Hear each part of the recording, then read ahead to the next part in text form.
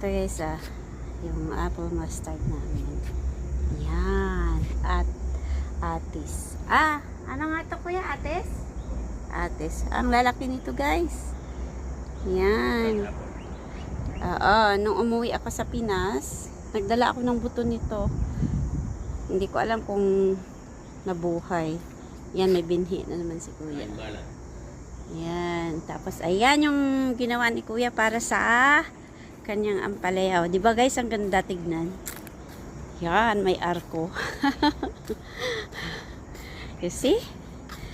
Ang ganda oh. Yan. Tapos pag nagbunga yung ampalaya ni kuya, dyan lang sa loob mo ano. Yan. Diba? Nakakamiss ang garden. Eto, may gabi rin. Yan, may gabi rin si Kuya Natanim. Diyos ko Lord, ang init. Tulo yung pawis ko.